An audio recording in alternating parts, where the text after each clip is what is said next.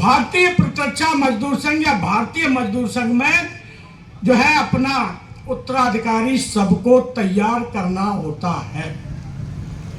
और मुझे इस बात का गर्व है, हमने जो है अपना उत्तराधिकारी अपने से बहुत योग्य व्यक्ति को तैयार किया। मैं ये कतई नहीं कह सकता कि उन्होंने कोई मेरे संरक्षण में काम किया, बल्कि मैं ये कहूंगा कि उन्होंने जो है जिस समय कार्य शुरू किया, हमें जो है कंधे से कंधा मिला करके और जिन चीजों की कमी हमारे अंदर थी उन चीजों को पूरा करते हुए उन्होंने काम शुरू किया।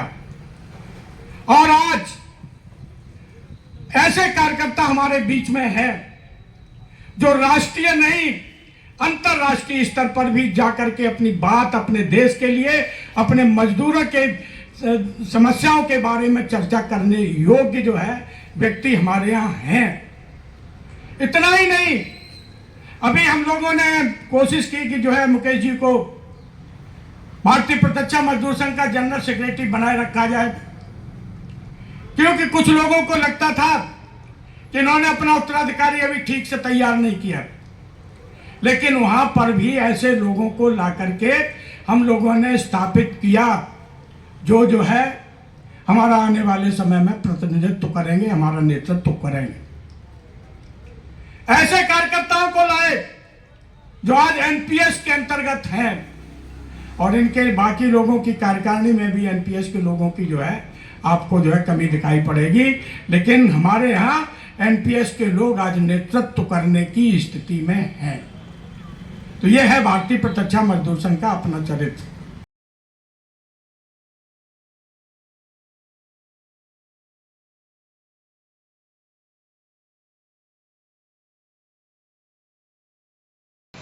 अब जब मेरे जैसा एक सामान्य व्यक्ति आएगा तो फिर उसके लिए कंपेयर करने की स्थिति बड़ी खराब हो जाएगी कि मैं साधु सिंह जी के सामने कैसा काम करूंगा। या भारतीय प्रत्यक्ष मजदूर संघ में जब मैं महामंत्री के दायित्व पे आया तो उसके पहले माननीय श्री एमपी सिंह जी थे। वो 6 साल मेरे कैसे बीते ये मैं ही समझ सकता हूँ। लेकिन एक चीज़ का विश्वास है कि हमारे जो प्रेरणा स्रोत हैं, हमारे जो मार्गदर्शक हैं, ये लोग हमें गिरने नहीं देंगे, हमें मार्ग से विचलित नहीं होने देंगे। इनका मार्गदर्शन सदैव हमारे साथ रहेगा और आप जैसे कार्यकर्ताओं का सहयोग रहेगा। जो व्यक्तियों के बदलने से जिनकी निष्ठाओं में कोई परिवर्तन नहीं होता, ऐसे सर्वश्रेष्ठ कार्यकर्ता भारतीय मजदूर संघ के हैं। और इस विश्वास के कारण मैं किसी भी दायित्व को आप सबके सहयोग से और माननीय मार्गदर्शकों के आशीर्वाद से निभा पाने में, उन पथ पे चल सकने में सक्षम हो सकूंगा, ऐसा मैं मान करके काम कर रहा हूं। जहां तक भारत के अंतर्राष्ट्रीय स्वरूप में श्रम जगत में अपने महत्व को स्थापित करने का प्रश्न है, तो भारत बहुत तेजी के साथ काम कर रहा है। अभी पिछले वर्ष 2003 में भारत को दायित्व मिला था G20 करने का 2023 में, और उसमें से एक ऑर्गेनाइजेशन जो सेक्टर था लेबर का L20, वो भारतीय मजदूर संघ के पास था। आप सबको याद होगा, आपने अपनी निर्माणी के अंदर या कानपुर के अंदर हम सब ने बहुत परिचर्चाएं की और वैश्विक स्तर पर श्रम जगत में जिन परिवर्तनों को हम सब महसूस कर रहे हैं उनको हमने बहुत ठीक ढंग से भारत के अंदर और भारत में आए हुए अतिथियों के सामने रखा। इसी क्रम में अभी ब्रिक्स का सम्मेलन हुआ। इस वर्ष ब्रिक्स ब्राजील में हो रहा है, BRICS। आप सब जानते हैं कि दुनिया के कुछ 5 बड़े महत्वपूर्ण देश हैं, Brazil, Russia, India, China, south Africa. इसमें से भारत दुनिया में आबादी के हिसाब से नंबर 1 का देश है। नंबर 2 की स्थिति में चाइना है, ब्राजील नंबर 5 की स्थिति में है, और साउथ अफ्रीका भी एक बहुत बड़ा देश है। इस तरह से अगर देखें तो ब्रिक्स दुनिया के बहुत बड़ी आबादी का प्रतिनिधित्व करता है, और उनमें जिन समस्याओं के ऊपर चर्चा होगी, जिनका निदान निकाला जा सकता है या निकालने की संभावना होगी, वो श्रम जगत को बहुत दूर तक प्रभावित करने वाली होगी। इसी क्रम में ब्रिक्स ब्राजीलिया में जो हुआ, उसमें हम लोगों ने कुछ चीजों के ऊपर चर्चा की। आप देखिए कि विश्व में श्रम जगत में जो परिवर्तन हो रहे हैं उससे लोगों में चिंताएं हैं। तो इन चिंताओं में से प्रमुख चिंता थी इस बार आर्टिफिशियल इंटेलिजेंस और डिजिटलाइजेशन को लेकर के। कि दुनिया में ये जो सब डिजिटलीकरण हो रहा है और इसके साथ साथ आर्टिफिशियल इंटेलिजेंस का जो दौर आया है, ये क्या मानव मूल्यों को पीछे छोड़ देगा? इसके ऊपर हम सब ने चिंता की और ये हम सबको लगा कि देखिए सारे लोग चिंतित हैं, लेकिन हम सबको ध्यान करना होगा कि 1985-86 में जब भारत के अंदर कंप्यूटरीकरण किया गया, भारत में कंप्यूटर को लाया गया, तो एक बड़ी चुनौती सामने आई। ऐसा लगा कि देश के अंदर जो हमारी क्षमता है उसको विपरीत ढंग से प्रभावित होना पड़ेगा और कंप्यूटर बहुत सारे लोगों को बेरोजगार करेगा।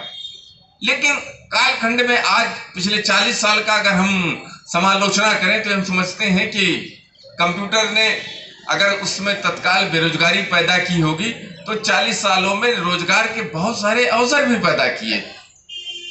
ऐसे ही अगर हम देखें तो इंडस्ट्री 4.0 की बात करते हैं दुनिया के अंदर, कि जब औद्योगिकरण होगा, जब चौथा औद्योगिकरण क्रांति हुई जिसमें ऑटोमेटाइजेशन की बात की गई और इंटरनेट ऑफ थिंग्स की बात की गई, तो देखिए कि कितनी स्वचालित मशीनें आ गई, कंप्यूटराइज सीएनसी मशीनें आ गई और इनकी वजह से ऐसा लगा कि सारे लोग पिछड़ जाएंगे, मानव मूल्यों का प्रभाव नहीं रहेगा। इंटरनेट की वजह से बहुत सारी जानकारियां लोगों के पास आ गई और जानकारियों के जो पुराने माध्यम थे वो पीछे छूटते नजर आए, लेकिन कोई चीज अब प्रासंगिक नहीं हुई। बदल गया, दौर बदल गया, टेक्नोलॉजी बदल गई, तो मजदूरों ने भी अपने आप को बदला। श्रम जगत ने रीस्किलिंग की, अपने कर्मचारियों को नई नई चीजें सिखाई। हम ऑर्डिनेंस फैक्ट्रीज के अंदर देखते हैं कि कभी कन्वेंशनल मशीनें हुआ करती थी, उनके ऊपर लोग काम करते थे। आज दुनिया के लेटेस्ट टेक्नोलॉजी के साथ, लेटेस्ट प्लांट एंड मशीनरी के साथ ऑर्डिनेंस फैक्ट्री का कर्मचारी काम कर रहा है। और भारत जैसे देश में तो दुनिया का कोई मोबाइल लेकर के आ जाइए, बिना किसी ट्रेनिंग इंस्टीट्यूट के यहाँ के लोग सारे मोबाइल्स को रिपेयर कर देते हैं। ये है स्किलिंग की मामला, ये हमारी बौद्धिक क्षमता का मामला। और इन चीजों से हम जो ये दुनिया में परिवर्तन हो रहे हैं, इन परिवर्तनों के साथ हमको चलना होगा और ये खतरे हमारे सामने भविष्य में नहीं आने वाले हैं। ये आर्टिफिशियल इंटेलिजेंस हमारे बीच में आ चुका है, ये डिजिटलीकरण जो है हमारे बीच में हो चुका है। इन सब के बीच में एक और इशू आता है, वह है जलवायु परिवर्तन का। जो क्लाइमेट चेंज है, जो जलवायु में परिवर्तन हो रहा, उससे भी उद्योगों पे के ऊपर प्रभाव पड़ेगा और सरकार की नीतियां ऐसी होंगी, जैसे ऑर्डिनेंस फैक्ट्रीज को सरकार की एक नीति ने गवर्नमेंट डिपार्टमेंट रन से कारपोरेशन में बदल दिया। भारत सरकार या दुनिया के अंदर COP30 की चर्चा की जाती है, जब कार्बन का उत्सर्जन जीरो किया जाएगा। अब कार्बन का उत्सर्जन जीरो करने का मतलब आप समझते हैं? कानपुर के अंदर जो पनकी पावर हाउस है वो थर्मल पावर हाउस है। ये कोयले से और बिजली, पानी से मिला करके बिजली बनाता है। कार्बन को जीरो करने का मतलब है कि हम कोयले का इस्तेमाल बंद करेंगे। देश में और दुनिया में जितने भी थर्मल पावर्स हैं वो सारे बंद होंगे। तो थर्मल पावर्स बंद होंगे तो पावर हाउसेस का क्या होगा, वहां के एम्प्लॉइज का क्या होगा? तो कोई नई चीज लेकर के आएंगे लोग, यही वैज्ञानिक लोग, इसमें मानवीय मूल्यों का समावेश होगा, ऐसा हम सब ने अपनी चिंताएं व्यक्त की हैं और निश्चित रूप से समय आने पर इसको ध्यान में रखा जाएगा। एक और मुद्दा है जो पूरे विश्व में प्रभावी है, वो सिर्फ पैराशूट फैक्ट्री के अंदर नहीं है, वो केवल ऑर्डिनेंस फैक्ट्रीज के अंदर नहीं है, केवल भारत में नहीं है, वो है ट्रेड यूनियनों की घटती हुई कलेक्टिव बार्गेनिंग क्षमता। पूरी दुनिया में महसूस किया जा रहा है कि ट्रेड यूनियंस अब उतनी अच्छे ढंग से सामूहिक सौदेबाजी नहीं कर पा रही। भारतीय मजदूर संघ का तो दर्शन में कलेक्टिव बार्गेनिंग शब्द नहीं है। हम नहीं मानते कि हम कोई सौदेबाजी करते हैं, क्योंकि हमारा मानना यह है कि उद्योग राष्ट्र के हित में होने चाहिए और मजदूर के हित में होने चाहिए। और इसलिए हम सब सामूहिक सौदेबाजी की बजाय रिस्पॉन्सिव कोऑपरेशन की बात करते हैं। हमको ये लगता है कि हम पारस्परिक सहयोग करेंगे और उद्योग में हमारा हिस्सेदारी है। लेकिन पूरे विश्व में ट्रेड यूनियंस को इस मामले को लेकर के बहुत चिंता है। और भी बहुत सारे मुद्दे हैं जिनको हम लोग चर्चा कर सकते हैं, लेकिन चूंकि अभी हमें माननीय श्री साधु सिंह जी को भी सुनना है और हम सब कोशिश में रहेंगे कि बहुत सारी बातें हम सुन सकें। माननीय साधु सिंह जी को अभी 21-22 अप्रैल को सरकारी कर्मचारी राष्ट्रीय परिसंघ के अधिवेशन में ये जिम्मेदारी दी गई कि केंद्र सरकार के जो भी कर्मचारी हैं और उसके कारण राज्य सरकार के कर्मचारियों के ऊपर जो प्रभाव पड़ेगा, ऐसे 8वें वेतन आयोग को लेकर के हम सब एक समग्र चिंतन करें, भारत सरकार के सामने अपनी बातें रखें। लेकिन कुछ मूल प्रश्न हैं जो हम सब के मन में आते हैं। आप जरा याद करिए 24 अगस्त 2024 को जब माननीय प्रधानमंत्री जी के समक्ष नेशनल काउंसिल स्टैंडिंग कमेटी के कुछ वरिष्ठ सदस्य यूपीएस को एकदम हाथों हाथ लेते हैं, तो क्या समझ में आता है? क्या हमारे नेशनल काउंसिल के इतने वरिष्ठ सदस्य इतने नादान हैं, इतने नासमझ हैं कि ये समझ में नहीं आया कि यूपीएस का कितना गंभीर प्रभाव पड़ने वाला है और उन्होंने उसको हाथों हाथ ले लिया? नहीं, कभी कभी मन में ये प्रश्न आता है और ऐसा लगता है कि कहीं न कहीं नेताओं की नीयत में खोट है, और उनकी नीयत में अगर खोट है तो हमारी नियति जो है वो प्रभावित होने वाली है। एनपीएस के जो कर्मचारी हैं उनके भविष्य के साथ कहीं न कहीं खिलवाड़ होने वाला है, ऐसा लगता है। और यूपीएस और ओपीएस को देखते हैं, सरकार यूपीएस को लाती है हमारे सामने एनपीएस के विकल्प के रूप में, ओपीएस जैसा बता करके। तो क्या ओपीएस जैसा यूपीएस है क्या? ओपीएस में कोई कंट्रीब्यूशन नहीं है, यूपीएस में हमारा 100% कंट्रीब्यूशन है। हमारा जो भी पैसा जाएगा एनपीएस की तरफ से उसको वापस नहीं मिलना है, वो पूरा पैसा भारत सरकार अपने पास रख लेगी। तो कैसे हम मान लें कि ये यूपीएस ओपीएस जैसी है? हमारी लड़ाई तो ओपीएस के लिए थी ना, कि सरकारी कर्मचारियों के सामने कोई भेदभाव नहीं होना चाहिए। इस देश के अंदर 1 नेशन 1 टैक्सेशन 1 इलेक्शन की बात की जा रही थी, तो क्यों नहीं इसमें एक और नारा जोड़ा जाए कि 1 पेंशन भी होनी चाहिए। देश में एक जैसी पेंशन होनी चाहिए, और वो है कि आखिरी मूल वेतन का 50% सबको मिलना चाहिए। हम सब कंप्रोमाइज करने वाले नहीं हैं। और जहां तक अपने उद्योग के संबंध में जो हमारी जिम्मेदारियां हैं, वो चाहे रक्षा उत्पादन सचिव के साथ हमारी मीटिंग रही हो, या ज्वाइंट सेक्रेटरी एलएस के साथ मीटिंग रही हो, या माननीय साधु सिंह जी के नेतृत्व में अभी DOCNDS कलकत्ता में जो हमारी JCM की मीटिंग रही है, इन सारे जगहों का, इन सारे फोरम्स का हमने इस्तेमाल किया है। भारत सरकार के सामने एक बड़ी चिंता हमने रखी कि देश के अंदर वातावरण ऐसा हो गया कि सारे मामले कोर्ट में हल किए जाएंगे, तो फिर ये ट्रेड यूनियंस का क्या महत्व है, ये वर्क्स कमेटी का क्या महत्व है, ये JCMs का क्या महत्व है, ये ग्रीवांस रिड्रेसल मैकेनिज्म का क्या महत्व है, ये जो इंडस्ट्रियल डिस्प्यूट एक्ट में कंसिलिएशन ऑफिसर और इंडस्ट्रियल ट्रिब्यूनल्स बने हुए हैं, इनका क्या महत्व है?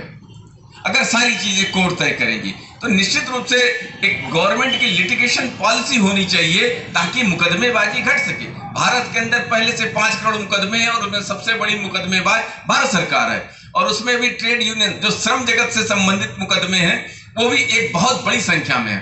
हमने इसको भारत सरकार को लिखा और वो 4 अप्रैल को उन्होंने एक पॉलिसी निकाली, नई लिटिगेशन पॉलिसी निकाली है, और इसमें कहा है कि भारत सरकार को विभिन्न मंत्रालय या विभाग मुकदमों की संख्या को घटाने के लिए पुरजोर प्रयास करें। एक उदाहरण देकर अपनी बात खत्म करूंगा। सेक्रेटरी डिफेंस प्रोडक्शन के सामने हमने बात रखी कि ओवर टाइम अलाउंस को लेकर के देश के अंदर ऑर्डिनेंस फैक्ट्रीज के बहुत सारे मुकदमे हो रहे हैं, इसको समाप्त करने की जरूरत है। उन्होंने DDG कोऑर्डिनेशन को बोला कि बिल्कुल सही है, नई लिटिगेशन पॉलिसी आ गई है, हमने उसको देखा है, आप उस लिटिगेशन पॉलिसी को ध्यान में रखते हुए ओवर टाइम अलाउंस के मामले में एक नया प्रपोजल बना करके भेजिए। लेकिन उन्होंने भी अपनी एक लिमिटेशन बताई कि उसी दिन एक ऐसे मामले में सुनवाई हो रही है जहां सुप्रीम कोर्ट ने फैसला दिया कि सारे लोगों को सिमिलरली प्लेस्ड नॉन पिटिशनर्स को बेनिफिट दिया जाए, और अपनी मिनिस्ट्री से एक प्रपोजल बन के गया मिनिस्ट्री ऑफ फाइनेंस में। वहां डिपार्टमेंट ऑफ एक्सपेंडिचर ने कहा कि only petitioners will be benefited, ऐसा करके उन्होंने लिख करके भेजा।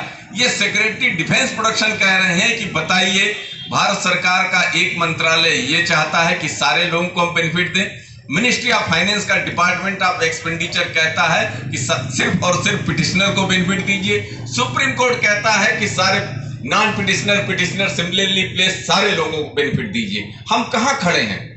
हमने कहा जब आप इतनी चिंता में हैं तो फिर हमारी क्या स्थिति होगी? हम ट्रेड यूनियंस के लोगों के सामने गंभीर चुनौतियां हैं, और इन चुनौतियों से हम सब निपट पाने में तभी सक्षम होंगे जब हम पूरी ईमानदारी बरतें, पूरी अपनी जिम्मेदारियों को अपने कार्यकर्ताओं के साथ शेयर करें और उनको किसी भी प्रकार से गुमराह न करें। या उनके मन में किसी भी प्रकार का भय न पैदा करें। हमारे बहुत सारे ट्रेड यूनियन के कार्यकर्ता ऐसे हैं, लीडर्स ऐसे हैं जो ट्रेड यूनियन के माध्यम से कर्मचारियों में, उद्योगों में सिर्फ भय पैदा करने का काम करते हैं और वो किसी भी तरह से लाभदायक नहीं है। मेरे मित्रों, अपने वक्तव्य को समाप्त करता हूं। अगली बार फिर मिलेंगे। जय हिंद, जय भारत।